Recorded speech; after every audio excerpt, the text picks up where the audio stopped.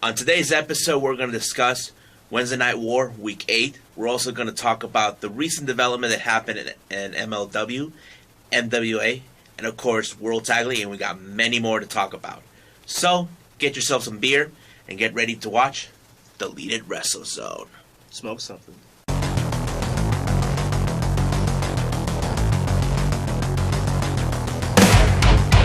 Are you ready? Get up, get up! Get up, get up! Get up, get up! Get up, get up! Get up, get up! Get up, get up!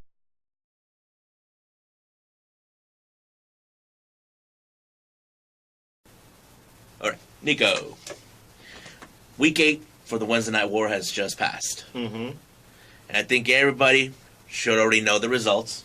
Mm-hmm. And those who haven't, we got the results. So the winner of this week between AEW and NXT is NXT. So they got the views from what we got, 916,000. And AEW has 893,000. Now, people can say, yes, NXT won. But here's the thing. We're right now in the 8th week. Yeah. Basically, it doesn't mean anything right now. I mean, look, AEW has the lead. But there are fans who watch both of them. And that include us both. Yeah. Yeah. You know, I watch NXT. I watch AEW. I say both shows are good. Yeah. You know, not going to lie about that. But, of course, we have those fans who are like, NXT diehards, and then there's the AEW diehards, that type of thing. So there's 3 different types of people, you know, of groups. The ones who watch both, the ones who just watch AEW, and then there's the ones that watch NXT. Yes. Don't you agree? Well, yeah. So there's no argument. So because there's a saying, at the end of the week, the fans win. Pretty much. It's like I've been saying this whole week. It's a long road to beating 83 weeks. Mm-hmm. Consecutively, 83 weeks. All right. So let's start with the winners of this week. You know, so we'll go over. So we had started out with Becky Lynch making her return. Mm-hmm. So basically, you saw what Regal said. Welcome back. Yeah. And of course, Becky Lynch, being the man who she is, later on she got interrupted by Rhea Ripley, and it turned out into a one-on-one match. So it was becoming good until we saw the Horsewomen make their appearance again. You know, so it ended with no contest. Right. Because if you haven't followed the story, Shayna Baszler will not tolerate Rhea Ripley trying to weasel her way in to get a title shot, even though she looks like she doesn't deserve it. But in reality, she does because she didn't pin her, she didn't submit her. So that's how the whole story is going to go. So I think that may happen after TakeOver and the Survivor Series, because right now tomorrow is TakeOver and Sunday is Survivor Series. So we'll continue more on that story. Then we see this guy, Kota Reeves, coming out. It was supposed to be Kota Reeves versus Matt Riddle, but it didn't turn out that way. We just saw Ricochet attack Kota Reeves. And then it became Ricochet versus Matt Riddle. Right. Basically, the doors are being opened, like Triple H said. So we got Raw superstars coming out everywhere. And I have to say, I was surprised to see this match between Ricochet and Matt Riddle, because these are 2 awesome wrestlers to watch. Especially if you guys followed them back in the independent scenes. So I wasn't sure who was going to win this one, because I was a bit biased because I follow them both. Oh, yeah. You know, so I was waiting to see who was going to win this one. It was more I can't say Ricochet's going to win it or Matt Riddle, so just wait and see what's going to happen. But it was a good match. Then we saw guys from SmackDown show up. Yeah. Then we had Roderick Strong and Finn Balor. So basically, it was becoming more like a wrestling war, you know, within the WWE between all 3 brands. But it was great. But Ricochet took the win on this one, even though SmackDown's interference did not stop him whatsoever. Wait, there was actually a pinfall? Yeah. Oh, shit. Huh. Yeah, so there was that. And then we jump in what I have to say was possibly my favorite tag team match of the night. Undisputed Era, Fish and Riley versus the Revival. I mean, this is one of those reasons what people have talked about the Revival for a long time. That they have been considered the best tag team in their own right. I mean, what do you think? I think Red Dragon's better. Well, they don't call them by Red Dragon. No, that's a ROH name, but I still call them Red Dragon. They should call them like, even though they're in the Undisputed, they should just call them the Gold Dragon. That makes sense because they got the black and gold. So it would make sense. I mean, please, guys, if you're watching this, call yourselves the Gold Dragons because you guys got the colors. But yeah, it was like a great match between the Undisputed Era, Fish and O'Reilly, and the Revival. I have to say this one was one of my favorite matches to one because I was like eating pizza when that happened. I would agree that was my favorite match. As I was watching, I was like, that was my favorite match. Then I saw War Machine versus the Forgotten Sons. So Undisputed Era took the win on this one, but yes, it was one of the best matches of that night. And then you see the Viking Raiders, who we know as War Machine, versus who they had? Oh yeah, the Forgotten Sons. They said that this was a match that should have happened before the Viking Raiders took off to the main roster. But luckily, they get to finish what they started. So, I mean, it was a great match too, you know? Because I said before, I'm a big fan of the tag team division a lot ever since I was a kid because it's the intensity that gets me going with that. I like that match more than the Red Dragon match because, like I mentioned before, that you could tell that War Machine was leading the match, and they took it to a New Japan format where like they had that little high spot with the cartwheels and all that stuff, where both sides were doing cartwheels. Yeah, and I was like, it took me back to like when they were over there in Japan, and I was like, oh man, I got all kinds of feels when I was watching it. Yeah, so Raiders took the win on this one, which was possibly, if you're a diehard fan, is to expected. Then we jump in with a women's match between the NXT UK Women's Champion, Kaylee Ray versus Dakota Kai. If you guys have forgotten, a couple weeks ago, she attacked her from behind during that ladder match that was consistent between Io Shirai and Mia Yim.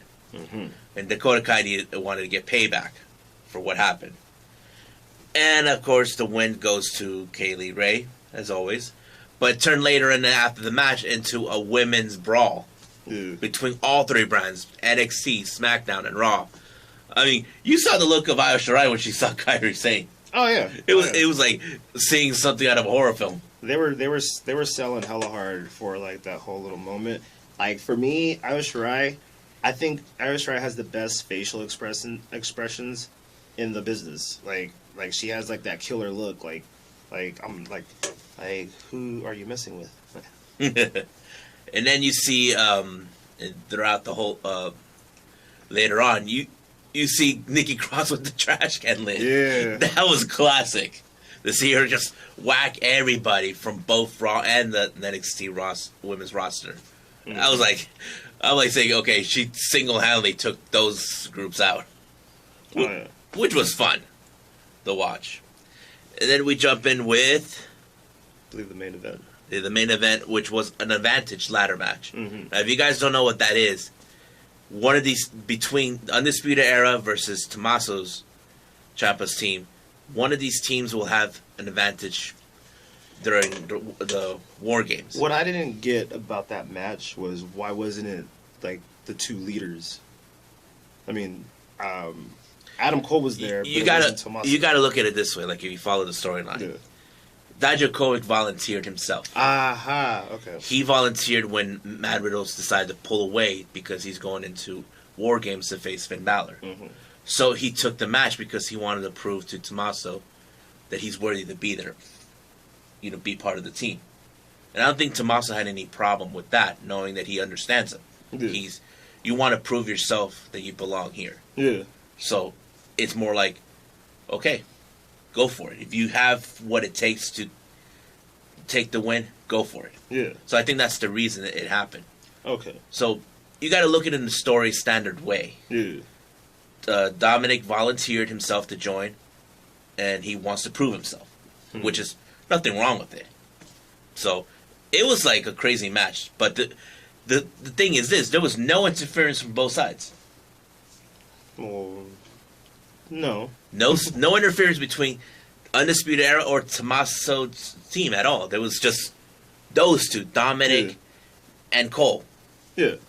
But there was still talk about during that match, who is the fourth member in Tommaso's team? My money's on Velveteen Dream. Should be. Because if you haven't recalled, he was attacked by Undisputed Era for what he did to Roderick Strong. Oh, well, yeah. Because what better way to get payback by joining the one team that's now standing against them? Mm-hmm.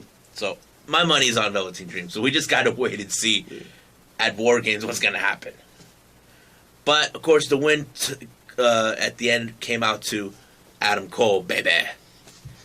But later became, this time, a men's brawl. Mm-hmm. On both sides. Well, all three sides, actually. Oh, yeah. Well, that was, like, the theme of the whole night was, like, there was the brawl in the beginning, the women's brawl, and then another men's brawl at the end. Yeah. But you saw what Keith and that Viking Raider did, right? Oh, yeah, they did that nice-ass dive. The Tope Suicida. Mm-hmm. Which was crazy. Like, they both were thinking the same thing. Yeah. I mean, it was like a pair of bowling balls. Just taking out everybody. Yeah. And then at the end, you see Cole, like, looking like he's the last one standing, but out of nowhere, Seth Rollins shows up. And that's when I turned the TV off. But you missed the other part. Ciampa showed up. Yeah, but that's cool and all, but, like, I just don't... Yeah, I don't know, because I feel like they could have put someone else from NXT to take on Seth. They could have put anyone else and not have Seth. Yeah, that's one of the things. Like, that's the only reason why I don't watch Raw. I'm like, I'm not going to watch Raw. I'm not fucking Seth Rollins run his fucking mouth, talk shit about Will Ospreay. I'm still hot about that, in case you haven't noticed that. All right, so let's jump in with AEW's Dynamite. It started out with Ray Phoenix versus Nick Jackson. And if you all know, Matt Jackson was out of action because of an injury. But this was also the first time Nick Jackson gets into single competitions in about 4 or 5 years. Yeah. And here's the thing. There were talk between the commentators, I don't know if you paid attention, that they all said that Phoenix had much of the advantage because we have seen Phoenix competed not only as a tag team competitor, but also as a single competitor. He's more of a singles than a tag. Yeah. Not to mention, he was the... originally, he was the... before Kenny became the Mega Champion for AAA, he was the Mega Champion himself. You know, but yeah, so that's one of the things. Like, basically, they were playing, like, the stats between the two. But, of course, it was a good match between both Nick Jackson and Ray Phoenix. And the winner for this one came out was Ray Phoenix. Then we jump in with Hikaru Shida versus Britt Baker.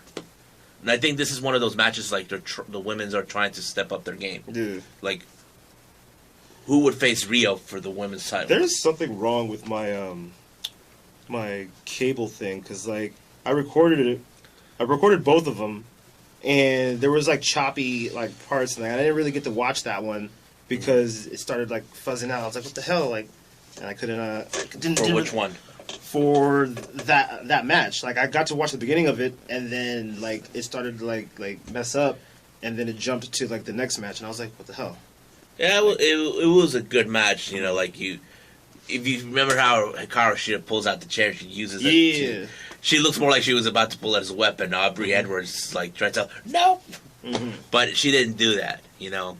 But at some point in the match, you see Britt Baker bleeding out from her nose. Yeah. I mean, we all know things like that happen, you know. It's like, it's unexpected. Like, okay, they just got to keep rolling with it. The same thing Kenny happened to him at Double or Nothing. So you got to keep on moving with the show. And, of course, the victor becomes Hikaru Shida. And, of course, the commentators, they say that maybe this is now the opportunity for her to start focusing her attentions to take a shot of the women's title. It's currently held by Rio. So I would like to see that, you know. Hikaru Shida actually going for that title. Then we see the Dark Order promo. That was interesting. They're like telling people to join them. That was very interesting. Because I don't like the Dark Order, but I like that promo. You think we'll see a fat guy join? That we just saw in that promo. I liked it because I liked how it was like that whole. It had I believe like whoever wrote that they were going like the whole Joker mindset where like we want to take those who've been forgotten or ignored or pushed aside and then like join us and then we'll take care of you type of shit, like very cultish. Yeah, very cultish. Yeah, it does sound like it. Like last week they tried to have Marco Stunt join, but he declined. And I'm wondering if they're gonna build like a big army. Is that what the whole point is? So we jump in later with the Dynamite Dozen Battle Royal. That was fun. Oh yeah. Here's the participants if you guys missed it.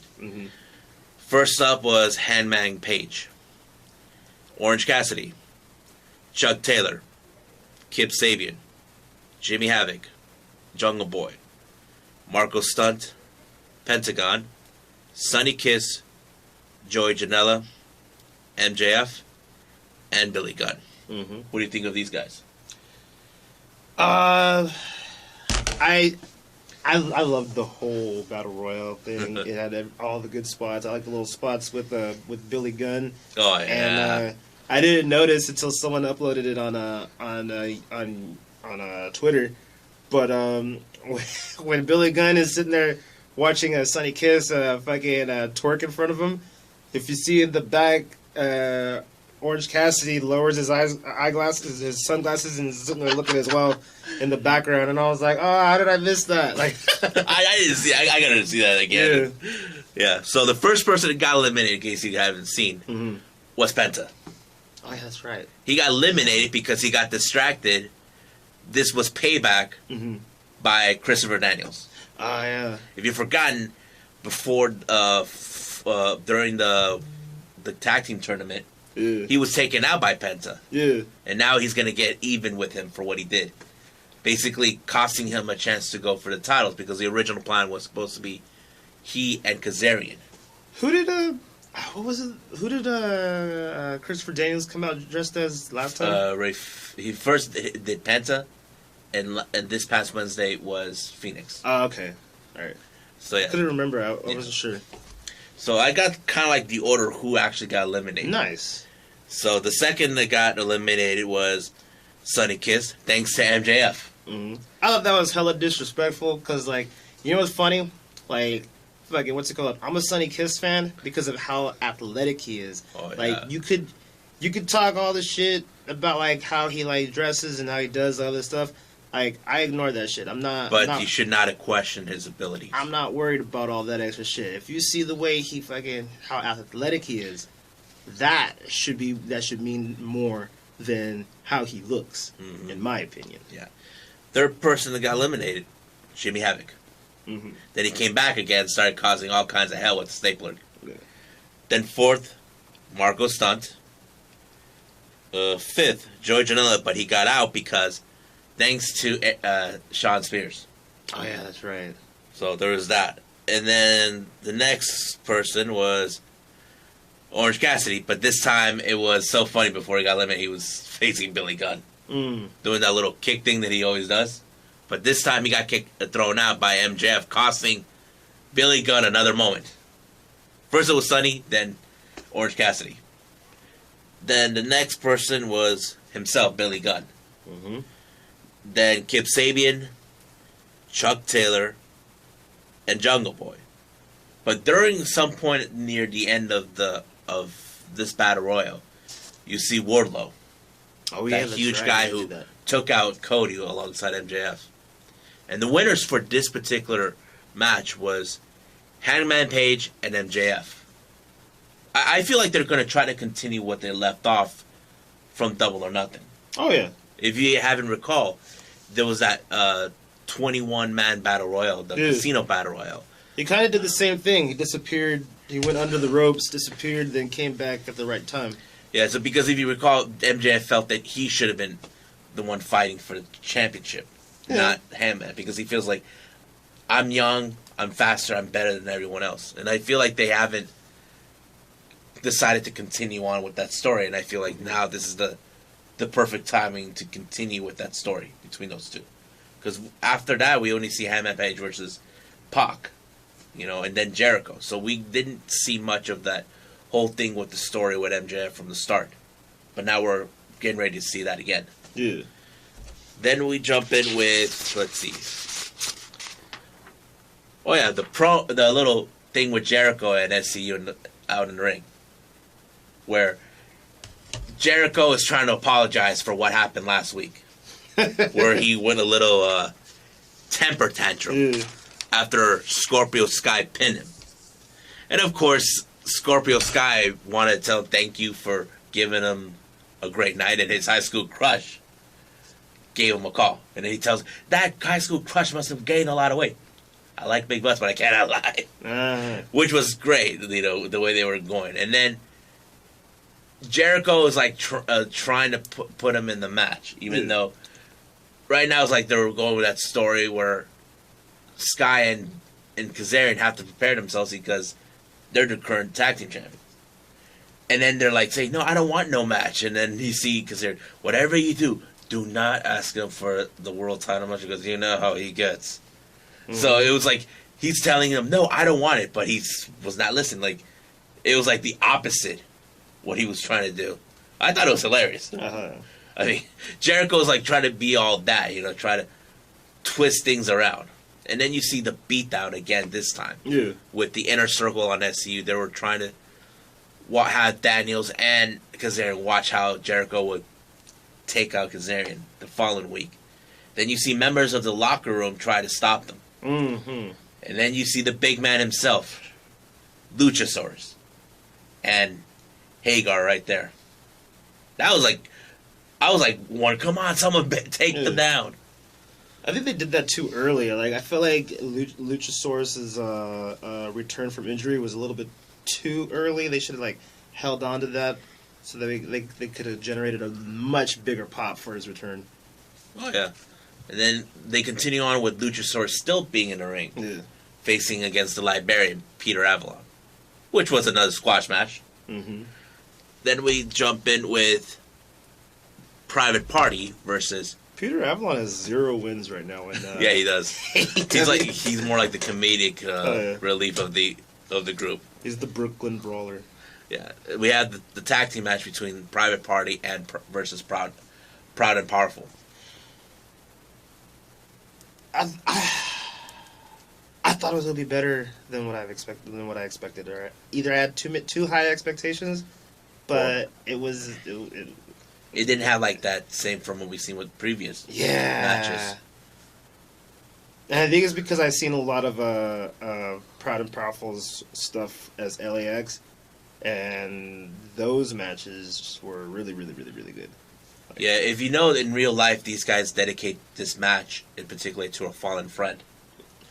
I read that somewhere. Yeah, that is true. That if you guys don't know, all 4 of these individuals are from the same area down in New York, and they have a friend who recently passed away. Yeah. And of course, they want to honor him by dedicating this match to him. Okay. Which was a good thing, because these guys are from the same area. Mm-hmm. And what better way to honor your fallen friend by having this match? Yeah. So, but the biggest upset was, at the end of the match, Private Party won this match. Yeah. Then out of nowhere, before the match was over, you see Nick Jackson shows up. Taking that little slapjack off of Santana's hand. Yeah. And basically it was like, what the? Then Private Party took the win on that thanks to Nick Jackson. But out of nowhere, here comes Guevara vlogging the whole thing. Yeah. While he was vlogging, he gets his ass beat by Dusty Rhodes, and then Dustin actually videotapes that. Look at him in the ground. He's probably going to put that this coming week. Yeah. Which is, I'm excited to see how he's going to edit the whole thing. You gotta.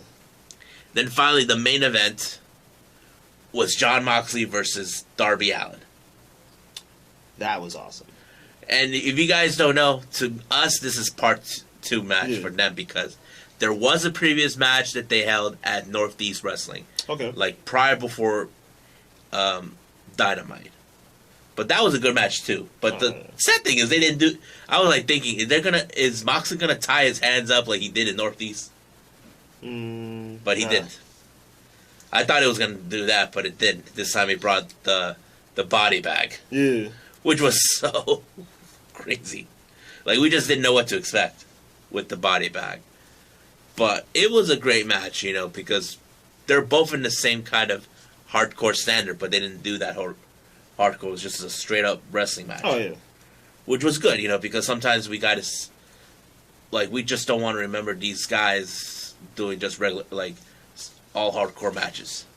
You know what I was low-key expecting to happen after the end of that match? What? I was kind of expecting them to join forces afterwards. Well, they could do that. I mean, they do have that same caliber. Maybe But- have Darby Allin as the new shooter. Well, we never know, but we'll just keep an eye on that, see how it goes from then on. Right now, we're like, we're like already in the 8th week with these guys. Yeah. And I know some people like saying like they can't believe the loss, but it's not the end of the world yet. Right. I mean, we just got into the 8th week with these guys, so I know if they see the results, saying, okay, we lost this week, no problem. We can figure out what can we do to top it. Mm-hmm. That's the whole key point. And here's the thing. What I just told you earlier. NXT may have won this week, but after Sunday, they need to come up with better storylines. Oh, yeah. Because if you don't, then that's going to cause a problem. You know, you may lose fans, losing interest. They probably will flip the channel. Well, yeah, that's my problem with WWE. Is like they give you good shit. They give you good shit for this many weeks or maybe this many months, and then after a pay-per-view, they go. Yeah. So, but we will keep an eye on both promotions. See where they're gonna go. Hopefully, they do something cool to surprise us. Because I don't care who does it cooler. Right. They're all good. They're both good in my book. New Japan's the best. All right, so that's it for the Wednesday Night War. So we're gonna follow for week 9, but I will explain something to all you guys by the end of this episode. So stay tuned for that.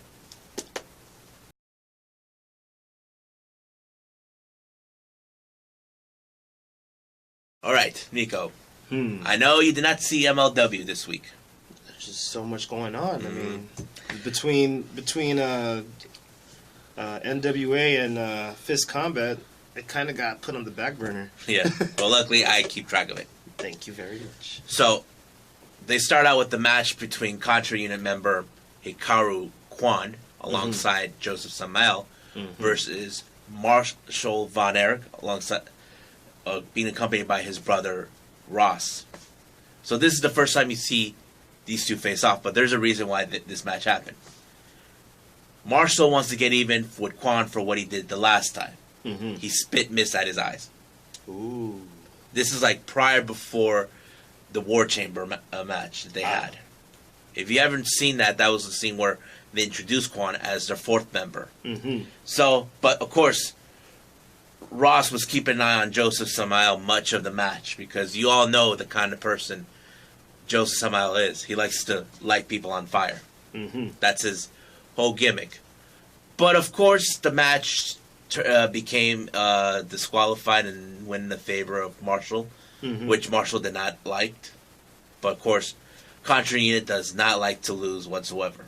Hell no. But they lost this one by disqualification, as always. Oh yeah. Then we jump in with the next match. The Dynasty still suffering their loss after losing the tag team titles. And MJF wasn't there. No. Reason behind that was because he had a little something on his face. What do you have on his face? I think he did a little plastic surgery or something. He was like covering his face like this, like that. And you can see Richard Holiday. He was like talking to him. Is that kayfabe or is this? I think real? it's kayfabe. Okay. But it was a funny story. He's like, "Come on, let me see your face." He's like, "Whoa!" He's like, "Cover your face." They were like, it was so funny. Like they they didn't show it like exactly. They just kept the camera angle like a good distance. Is that like a? Is that kind of like a shot at Cody? I'm not sure exactly because Is it the same kind of like face mask that Cody used to wear in WWE?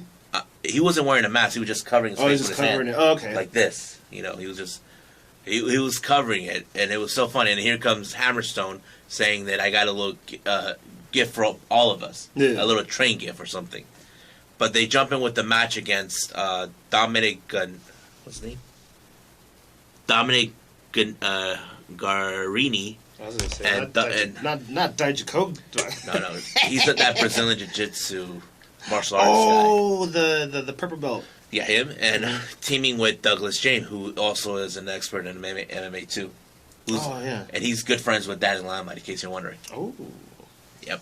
So this was a tag team between those two because they're both specialized in that type of field against Dynasty's Richard Holiday and Hammerstone.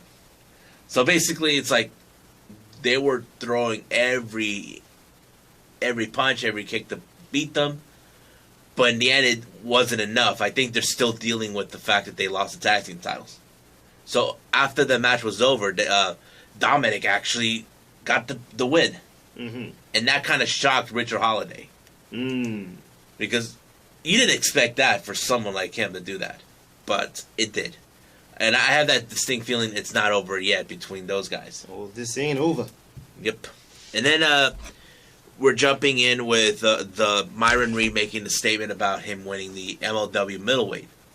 You know, saying how happy he is that he's finally got justice. But like I said, it won't last long because Country has their sights on that title, as always. Yeah, they're trying to get all the gold.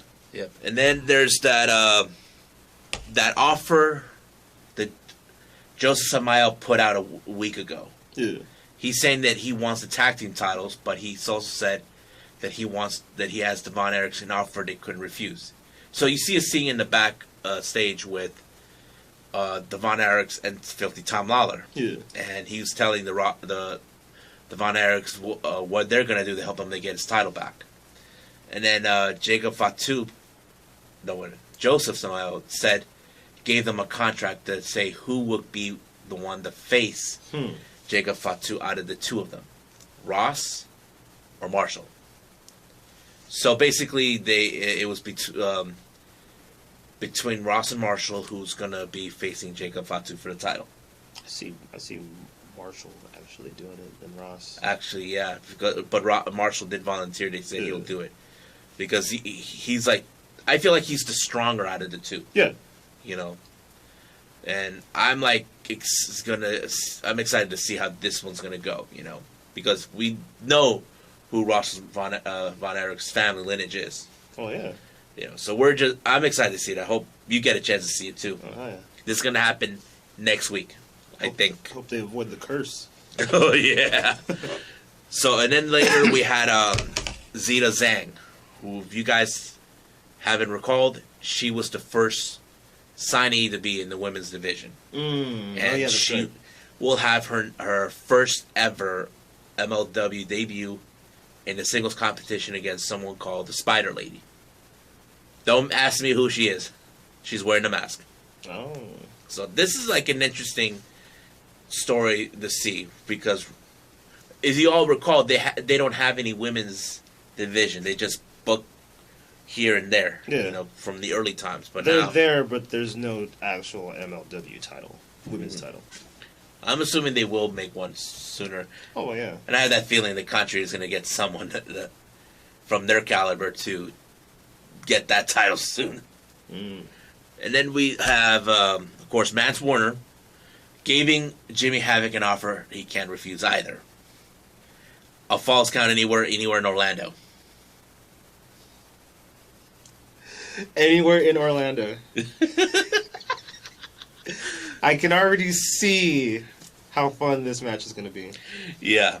And then we see the whole King Mo, the MMA fighter from Bellator, saying how excited he's going to be in MLW, that he can't wait. He was actually there at the event. He even was witnessing the main event between Davey Boy Smith Jr. versus Filthy Tom Lawler. I think he was scouting Lawler, from my opinion, because Lawler's also an MMA fighter himself too. Mm-hmm. So, but it was a great match. Yeah, I'm gonna have to catch up on that one. Yeah, But I believe Davey Boy Smith has a little bit of MMA background. yeah. I have to say that much of his grappling skills were spot on. Oh yeah. You know, because I wasn't sure yet that if he was able to hold his own against someone like Lawler, who has a MMA background. Yeah. Well, But it was good. You can't get into Suzuki-gun without having a grappling skill. Yeah. So that's what happened with Fusion. But if you all need to know, early December they're gonna have the Opera Cup, and they already announced 4 matches for that. So let me pull that out, see who we have. I didn't write that on my notes. I was a little bit behind. I'm sorry. First match, we have Davey Boy Smith Jr. versus Shinjiro Otani. If I got it right. Timothy Thatcher versus Richard Holiday. Oh, you're going to love this one. Dynasty versus Dynasty. Hammerstone versus MJF. Oh. And then there's Brian Pillman Jr. versus TJP. He was on New Japan for a little bit. Yeah. And Impact as well. Mm. But yeah, so that particular event, the Opera Cup, will take place on December 5th of this year. So I'm excited to see this. You know, see who's going to win this cup. But I'm still trying to find out who I find the pick to win this one. Because there's some good wrestlers on this one. Oh, yeah. So that is it, what we got for MLW. But keep an eye out next week where we have Marshall Von Erich versus Jacob Fatu and the first ever women's division debuting in MLW. So we'll be back with some more in a little bit. So much wrestling.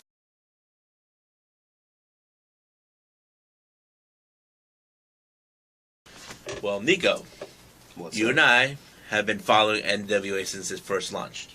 Into the fire. So I'm like really excited how this has been coming. You know, some great matches, familiar faces we've been seeing throughout the entire right now when they first came out. But let's first start out with the announcement that Billy Corgan announced.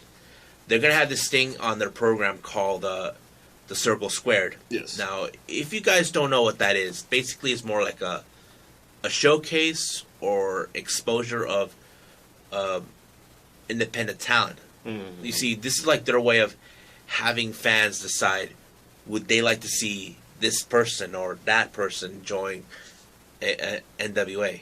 I mean, what do you think of that? I like that. I like that better than having like a developmental center or like something like that. Like there's so much like indie promotions out there that basically like you might as well just pick from there. Yeah, I mean, I'm excited to see that. It's still no official word when it's going to be launched, but I hope they do it soon. That way I can see who it is, and maybe I'll just tweet it who I like to see. Now let's jump in with this week's episode of Power. So as always, we've been seeing a lot of great things. So it started out with Nick Aldis talking, you know, where they're asking questions about it, about that whole Camille story. Yeah. He didn't say that he's not holding her back, Right. which we can agree he's not doing that. And then he goes into an exhibition match against Trevor Murdoch, a guy who he's familiarized with, who they both were alongside the late great Harley Race. And people were like a bit boycott about this one because they wanted to see him put the title on the line against Trevor Murdoch. Yeah. I mean, you think he should have done that instead? I feel like title matches should be like a pay-per-view type thing, but I'm thinking from like the old days. Yes and no. Like, Well, we'll just see what happens. Yeah. We know he's been in many matches, and then we had the interview with the Rock and Roll Express, yeah.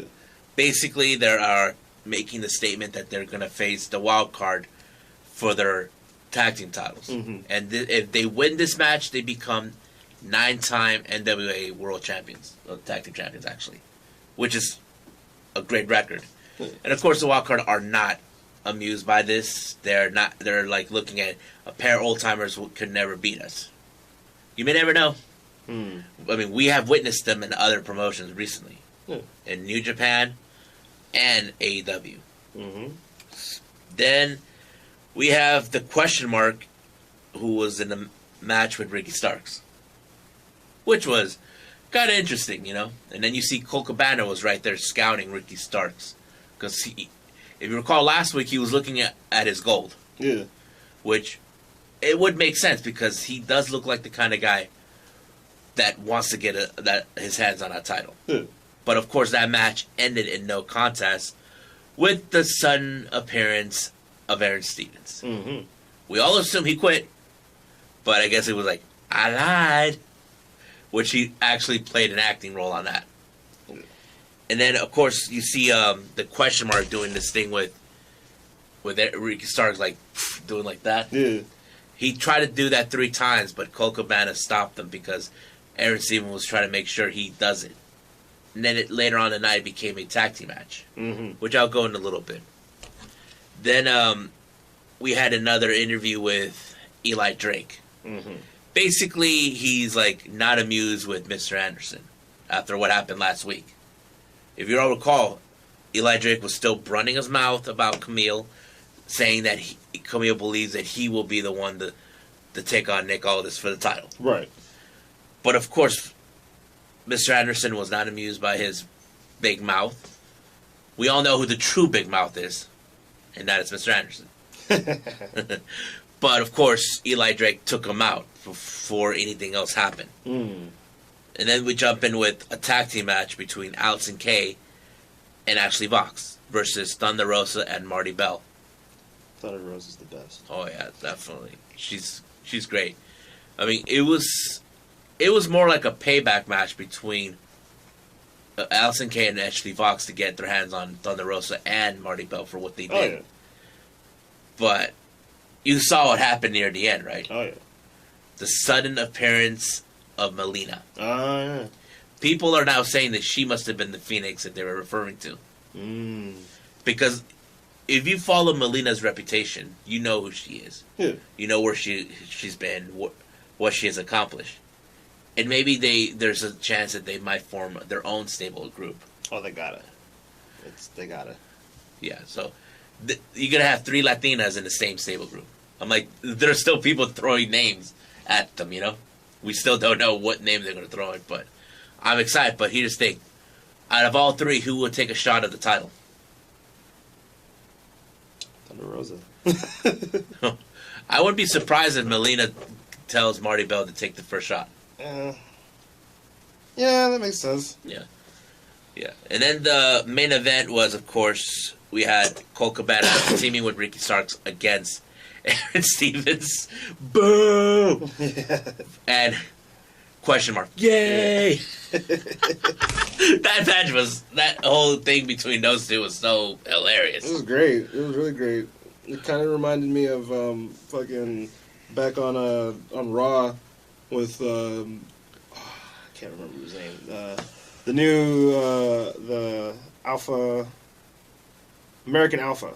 Oh yeah, that yeah. Uh, Yeah, so it was a great match, but sadly it didn't fall into favors with Ricky Starks. Aaron Stevens finally get a win. But at the end of the match, he's still getting the same results, where he's being booed and question mark being cheered. But the end of the episode ends where James Storm is still running his mouth saying he wants a piece of the title match. But out of nowhere, here comes Camille, and she whispers something into his ears. Now, we just don't know what she said to him, but I can assume that maybe she's up to something that I don't think Nick Aldis knows. But of course, you saw the look of James Storm's face, and his reply was, "Sorry about your damn luck." And it ends that way. I mean, it makes you curious what she said. Mm-hmm. But I had that feeling that she's up to something. I feel like she's trying to break away from Nick Aldis. I mean, don't you think? Oh, yeah. Because we don't know what is happening, but I think the storyline on this is becoming very interesting. I mean, what do you think? Shit's getting realer and realer.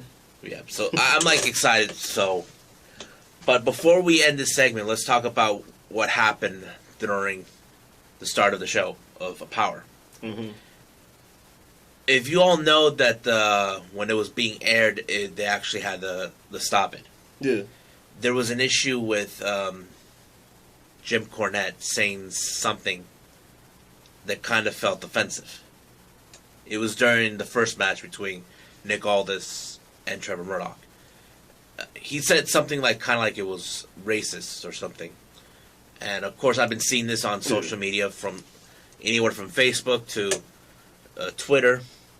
They were saying things to Jim Cornette, saying he's an idiot, all this and that. And then all of a sudden, what was it? Yesterday, I think.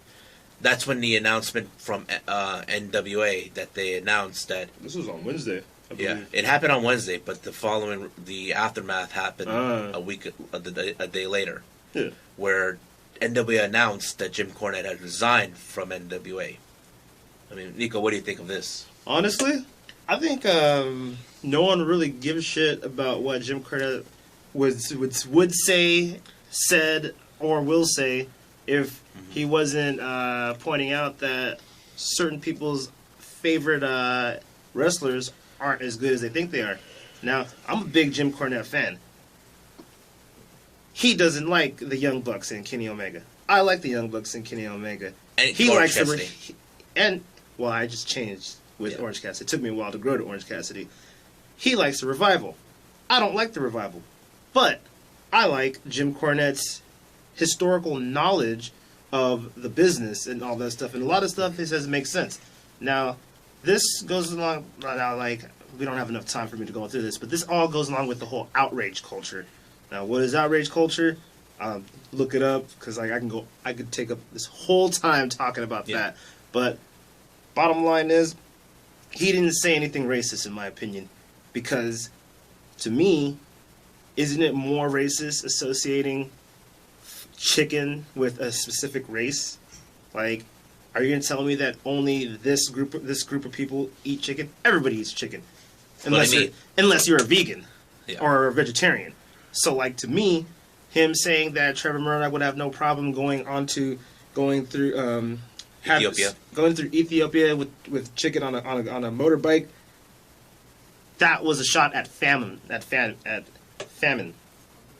Not necessarily a racial slur. Now, you can twist it all you want and all you can. That's all good. But the truth behind that is they're just mad because he doesn't like certain wrestlers. Yeah, that's my thing. Yeah, and the thing is, the thing with him resigning, some people are still questioning that he did that on his own or was he forced. But to me, in my opinion, I just hope he made that on his own accord. Well, because he's always been a loyal supporter of NWA for a long time. Yeah. And if he did that, then I give him kudos that he did the right thing not to embarrass NWA. I mean, you would agree with that. Yeah, we'll get all the answers today on his podcast when it uploads. Actually, I think it already uploaded at noon. Well, send me the link, and we'll talk about that the next time we meet up about this. All right. In probably 3 weeks' time. Yeah. All right. So we'll get back to that in a little bit. But if you guys have any opinions about Jim Cornette, about what happened, we would like to hear your opinions because we're always up for discussions on this one. Yeah. So if you guys find what he said was racist, just tell us what you think. If it was, last time I checked, we're in America and freedom of speech is the First Amendment. Yeah. So we'll get back to you on that in time. But right now, let's just keep on rolling with the show. Yeah.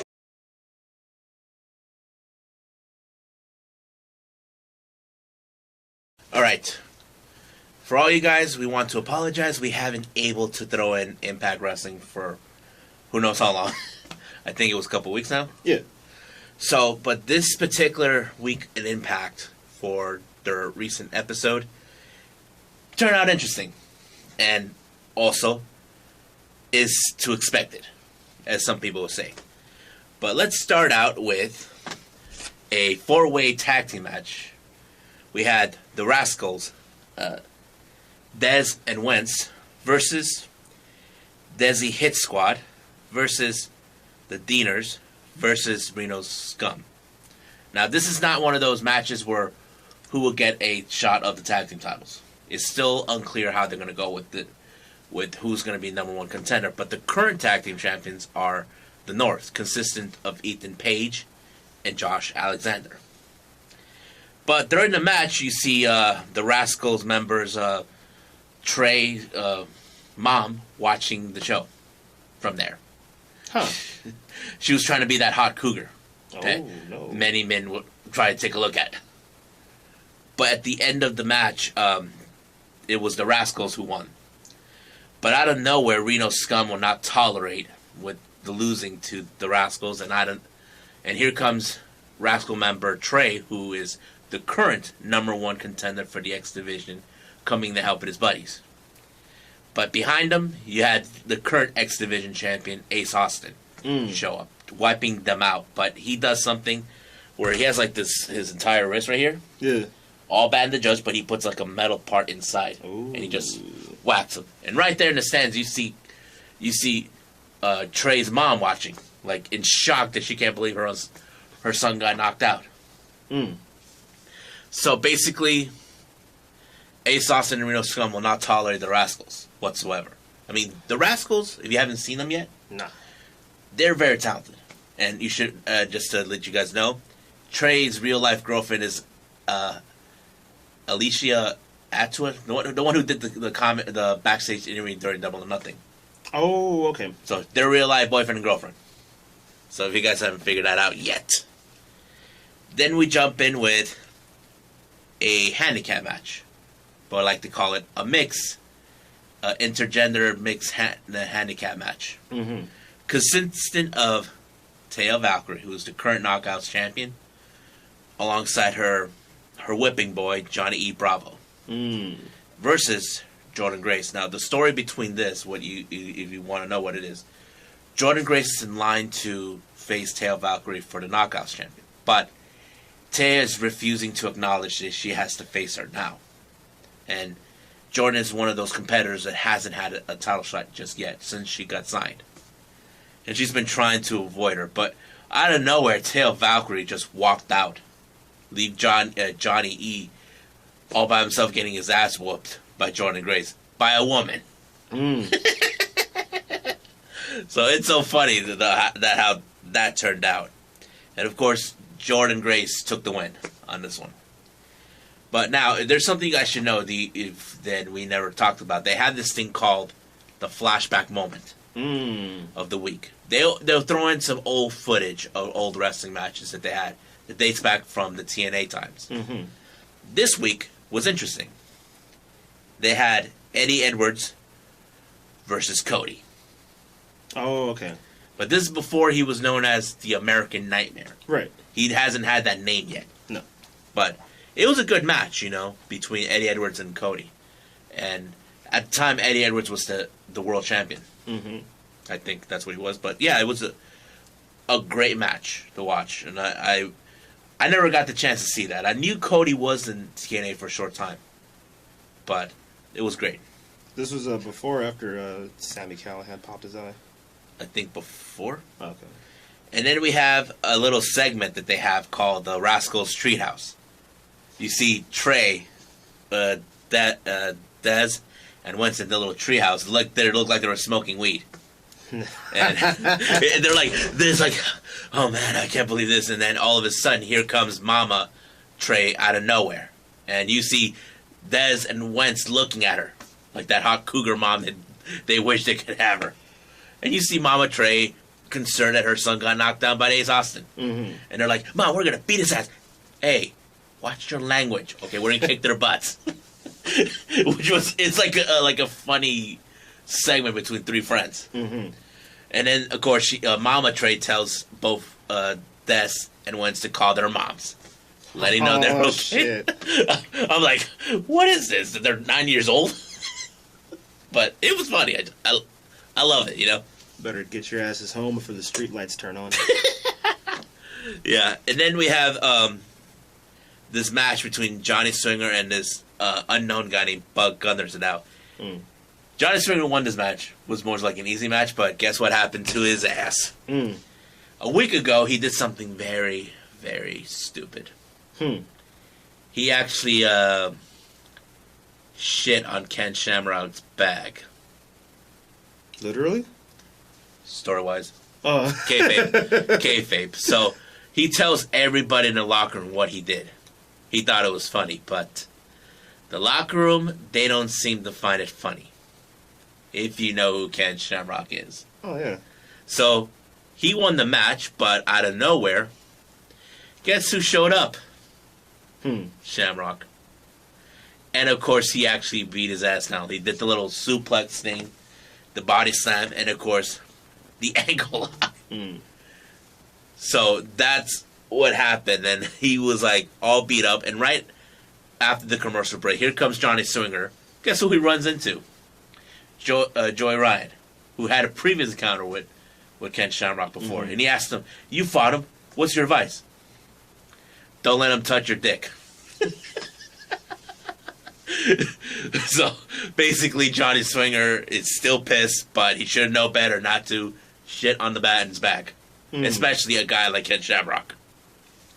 And then they end the night with a 6-man elimination match. Or a gauntlet match, as we call it. It's consistent with Moose, Daga, Rich Swann, Michael Elgin, Brian Cage, and Tessa Blanchard. Now, this match is for the #1 contenders for the Impact World Championship that's currently being held by Sami Callihan. So it starts out with Moose versus Daga.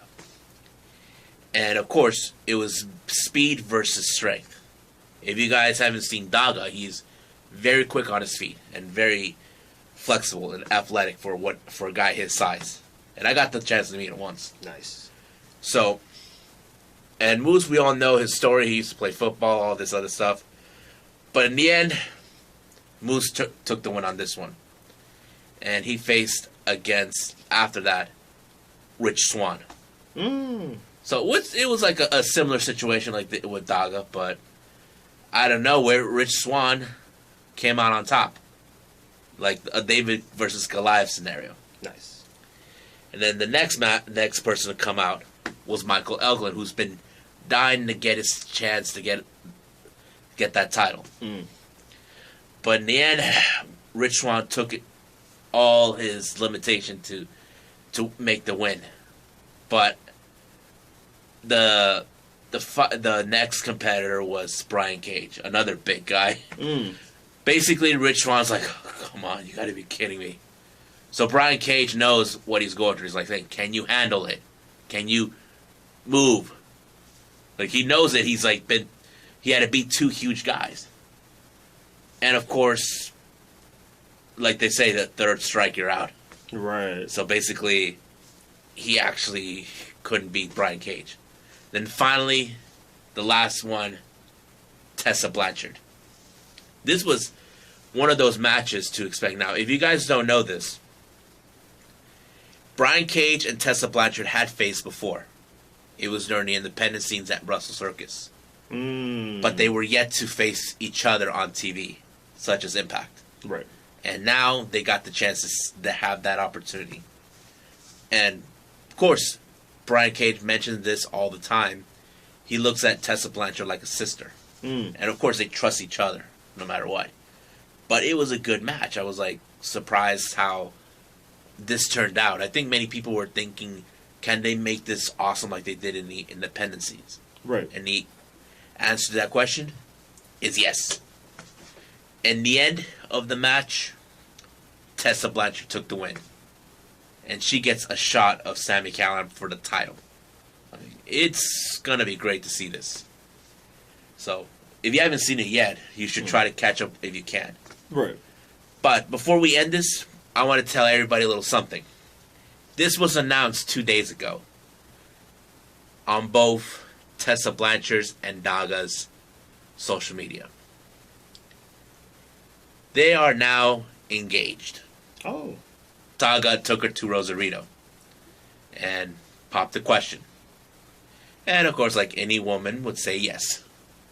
And us and Delina Rissason would like to tell Tessa and Daga congratulations. And we'll hopefully get pictures of the wedding. Nice. So yeah, but if I was Daga, whatever you do not piss off the dads.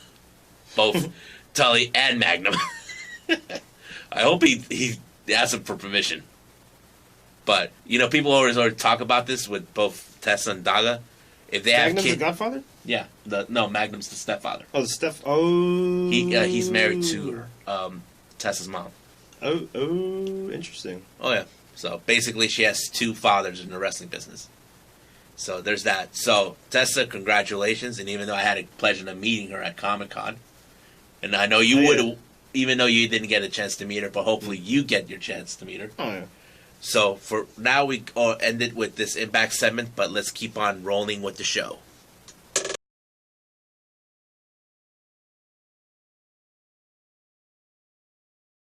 All right, Nico, we're in your favorite subject, New Japan.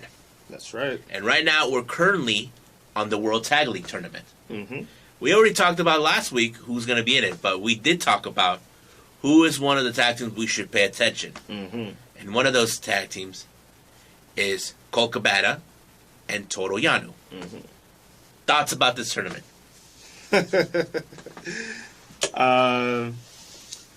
There's a couple of favorite spots, but in the subject of Yano and Boom Boom, you got to check out those two versus Lance Archer and Minoru Suzuki. That shit was comedy. Thinking my favorite part was when Lance Archer he throws Yano in the corner and goes, "Everybody dies." Yeah, I mean, that's one of those matches that I think people should pay attention, but also the match that should pay attention is where they beat G.O.D. Oh, yeah. That's another match. If you guys don't know what G.O.D. is the Girls of Destiny, which is... Don't act like you don't know. Those who don't. It's the Bullet Club members, Tama and his brother Tonga. Mm-hmm. So those are matches you got to pay attention to. Oh, yeah. But right now we do have 6 teams. Mm-hmm. No, wait, scratch it. 3 teams are in the lead with 6 points. Yes. So let's try to review who's in that real quick because so here are the 3 teams that got 6 points currently. We have Tomohiro Ishii and Yoshihashi from Chaos, David Finlay and Juice Robinson of Taguchi Japan, and of course Toru Yano and Colt Cabana. All these 3 teams are currently in the lead in 6 points. Now, we cannot predict if they're going to be able to hold on. Because there are some tag teams that are or can really try to catch up. Right. So basically, they're all saying, don't hatch your chickens just yet. Don't count your chickens before they hatch. Thank you. So there's that. So we still don't know who will make it to the finals. But we can say there are those we got to pay attention to, like Colt Cabana and Toru Yano. That's one of those matches with them we had to keep an eye out. So, I mean, do you have any predictions for this tournament? 2 predictions. One, I'm almost confident that Yano and Cabana are going to be in the finals. Not too sure who, but my best bet with the whole thing how New Japan is going is I think Evil Sonata is going for 3 years in a row. Of course, we had that with Sho and Yo. Mm-hmm. So that's something we got to pay attention to. So if you have any favorites you guys been following that you haven't seen, leave a comment on that, and we'll get back to that as well. Because I know we all want to see who's going to win. Oh, yeah. I mean, currently, who's current tag team? The champions? Yeah, It's still God. Okay, so they're still the champions. Yeah. But if you guys ask yourself, what happens if they win? Well, they get to pick. They get to pick. They make that decision how it's going to happen. Yeah. But we haven't seen that before, have we? I'm not sure. We'll find out. I know the New Japan World on Demand has like a lot of history, so we'll just keep an eye on that as soon as possible. But if you have any prediction of any teams in this tournament that you want to see win, leave a comment and we'll get back to that. We'll try to talk about it. But if you have a favorite you want to talk about, leave a comment. But if you guys still have your reservations who you think is going to win it, leave a comment as well. But we will follow more on the World Tag League. And of course, we'll see how this is going to go. But in the future, we're also going to follow along with Wrestle Kingdom, which we're not that far off. So we'll be back. We're going to continue on with the show.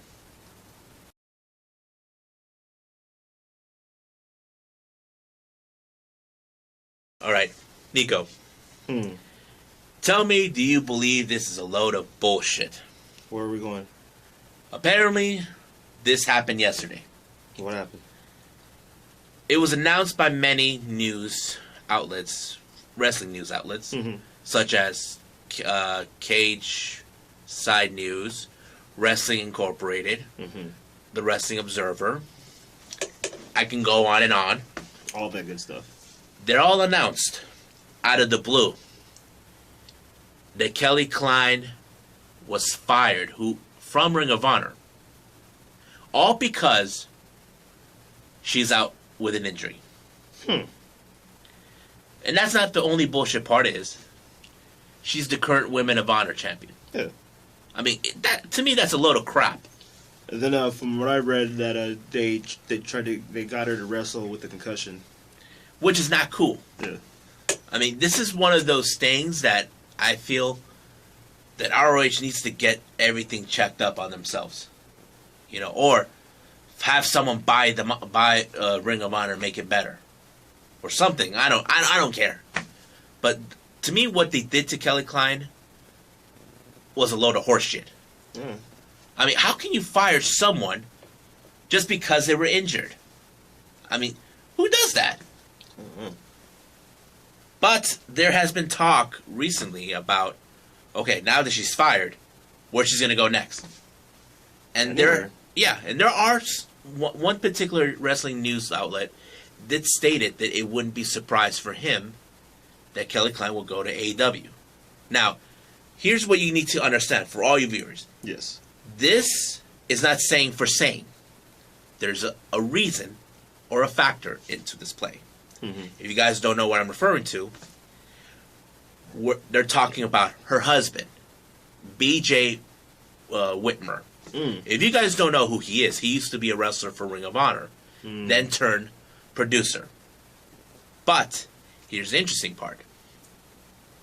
BJ Whitmer is currently the producer for AEW. So basically, it's more, he can actually have some pull into this. He can easily talk to Cody and asking him that if it's okay that they can sign her. I mean, it probably wouldn't be a problem. But of course, it's up to Kelly Klein to decide that. I mean, as much as I think people would say, we would like to see her in AEW, that's cool. But she does have other options. It would be up to Tony, actually. Yeah, I mean, you could. I mean, thing is, like, she's still out of action, from what I understood. But if she's still dealing with the concussion, they must give her time to heal from this. Precisely. Because we don't want her to come back, make things a lot worse for herself. Which is a big no-no. See a surprise appearance at the next All Out? Either All Out or the upcoming first quarter pay-per-view that I did hear is going to come out once the start of the year. Because we do know there's 4. All Out and Double or Nothing and Full Gear are the 3 out of the 4 quarterly pay-per-views that they mentioned. But there is one they haven't yet to put out yet. Okay. Which starts next year. But the problem is we still don't know how far along is her injury with the concussion she has. They said that she had this on Death Before Dishonor. This was back in September, if I'm not mistaken. End of September, I think. Yeah, end of September. That's like, or like a month, a couple weeks. No, 2 months, somewhere around there. 2 or 3 months. I'm trying to do the math here, but I suck at the math. But we still don't know. But like I said, if you guys think this is a load of horse shit of ROH firing Kelly Klein for having an injury, leave a comment. We like to see. Oh, Ring of Honor is already dead to me now because of their comments about Hikuleo being a waste of money. The problem is this. Right now, I feel Ring of Honor hasn't done great shit since the Elite. But now, I feel like that some things have to change, you know? Yeah. But there were rumors speculating that Impact was thinking about purchasing Ring of Honor. I don't really get what Ring of Honor's problem is. They have the Kingdom, they have the Villain Enterprise, and then those guys right there. They got who else? They got a lot of good talent, but they're not. I think right. the issue I have with Ring of Honor today is that they're not making an effort to make the focus how their product should be. You know, I mean, look, we're seeing MLW how they're focused on what direction they're going. We've seen that with NWA. We're seeing that with AEW. Well, WWE too. But there's many promotions that they're focusing on what they're trying to do. And that's just a cop out, like saying that because the Elite left. Well, the Elite left New Japan, and New Japan's still putting out fire. I mean, they're still doing great for themselves, regardless that the Elite are not there. The only thing they're struggling is trying to find a guy, Gene, who could lead them. Right. That's one thing that New Japan is dealing with. Yeah. Because the one person that could have led them to the expansion was Kenny Omega. Yes. But now he's not there. But ROH, I don't see them like they're making any effort whatsoever. No. I mean, we can agree they got some great talent. Yeah. We can agree they have great wrestlers that we've been watching, like the Kingdom, Marty Scurll. The Briscoe brothers. Those guys. But they're not making their product interesting enough for all of us. Yeah. I mean, we did discuss about the Rush and Matt Taven match. Yeah. I mean, that was a great match. Yeah. But they're not making any effort whatsoever to make their product stand out on its own. Right. If I was whoever's the owner, I would try to revise. Well, it's still the Sinclair group, right? Yeah. All right. And not only that, this is something interesting I found out. Someone posted on Twitter that somebody from the Sinclair family or some group or whatever fired one of their employees because she had cancer. Oh, I think they're just giving up. You know, because right now, because I wouldn't be surprised if someone decides to buy Ring of Honor. Oh, yeah. If they do, hands down, you saved it. And I hope you can do better what the Sinclair group couldn't do. Tony, buy Ring of Honor. Or someone else who's been interested in buying it. But yeah, if, like I said, if you guys want to leave a comment about if you believe this is a load of horse shit, what Ring of Honor did with Kelly Klein, leave it. I want to hear what you guys have to say. So, that is it for this episode. But Nico and I will have a discussion in a little bit. Our favorite a subject that he wants to know about. One that I've been following for a long time as a kid. Lucha Libre. So, leave a comment down below if you like this episode. Click like, subscribe. But, on behalf of Deleted Wrestle Zone, I'm J-Rod. Nico. We must bid all of you adieu. So, goodbye. And have a nice day.